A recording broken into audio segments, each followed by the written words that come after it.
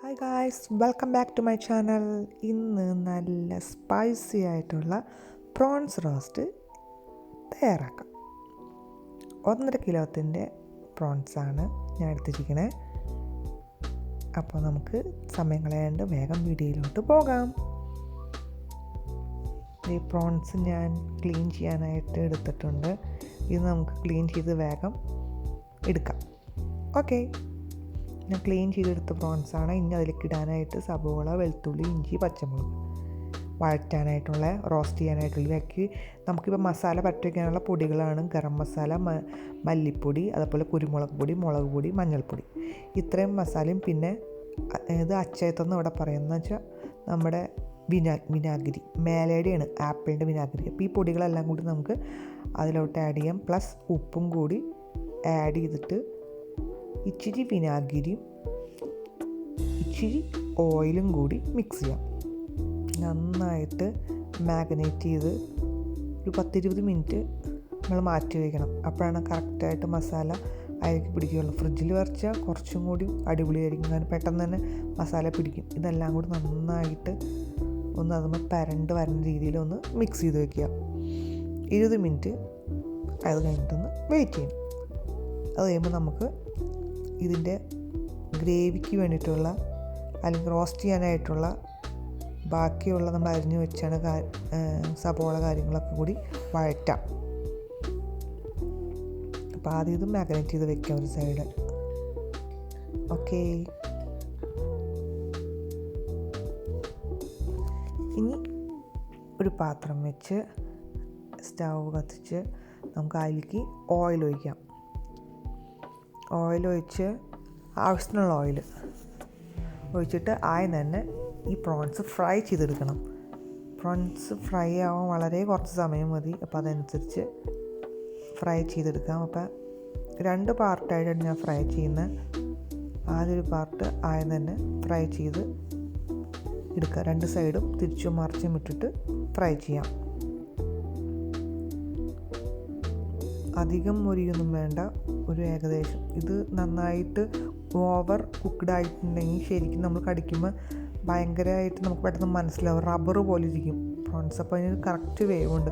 അത് നമ്മളത് നോക്കി ഫ്രൈ ചെയ്ത് എടുക്കണം. അപ്പോൾ ഇപ്പോൾ ഫസ്റ്റ് സെറ്റ് ഞാൻ ഇട്ടു. ഇനി അത് കഴിഞ്ഞ് അതൊന്ന് വെന്ത് വരുമ്പോൾ മറിച്ച് ഇട്ട് കൊടുക്കുക. കളറ് മാറുന്നത് കണ്ടോ? അപ്പോൾ അതൊന്ന് മറിച്ചിടുക. അതുപോലെ എല്ലാം ഒന്ന് മറിച്ചിട്ട് വേഗം അത് കഴിയുമ്പോൾ വാങ്ങിയെടുത്ത് 2ാമത്തെ സെറ്റ് വറുക്കാനിടാം.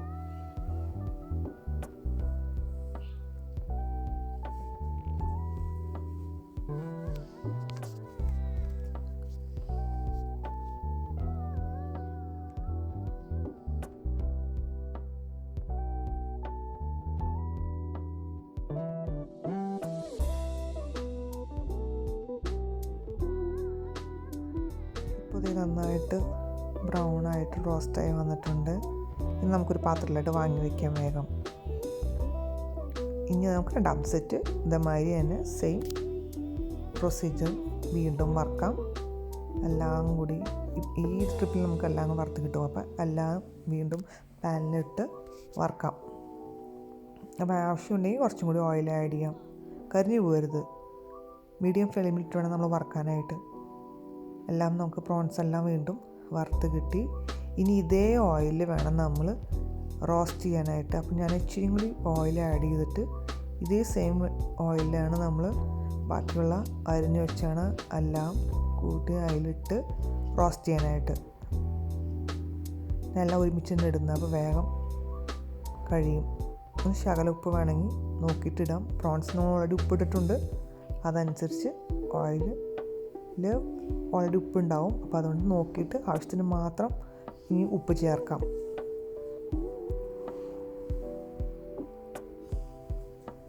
ഞാൻ നോക്കിയപ്പോൾ ഇച്ചിരി ഉപ്പ് കുറവായിരുന്നു, അപ്പോൾ അതുകൊണ്ട് ഇച്ചിരി ഉപ്പ് ആഡ് ചെയ്തു. ഇനി നന്നായിട്ട് സവോള ഒന്ന് വഴഞ്ഞിട്ട് വരണം. ഞാനിത് തക്കാളി ആഡ് ചെയ്യുന്നില്ല.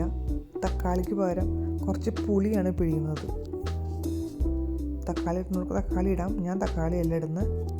സാധാരണ വാളംപുളി ഇച്ചിരി വാളംപുളി എടുത്ത് ഇച്ചിരി വെള്ളം ഒഴിച്ച് നല്ലോണം തിരുമ്മി അതിൻ്റെ വെള്ളമാണ് ഒഴിക്കുന്നത്. ഇപ്പോൾ ഇട്ടത് കുരുമുളകാണ്. കുരുമുളക് പൊടി 2 സ്പൂൺ കുരുമുളക് പൊടിയും.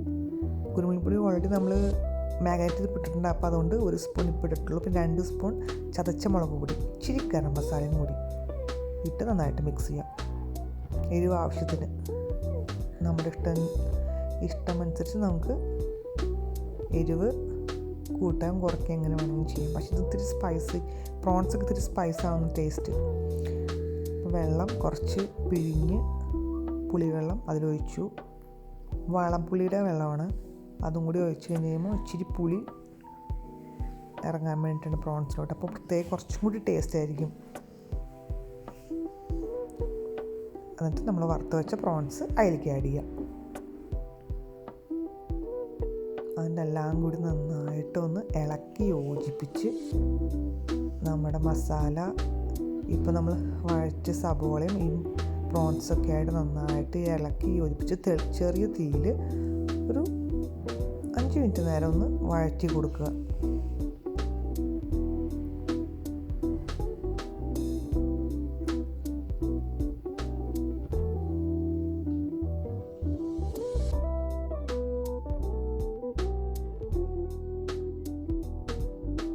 അതിനോട് കുറച്ച് അവസാനം ഇത്തിരി കറിവേപ്പില നന്നായിട്ട് ഇളക്കി കൊടുക്കുക.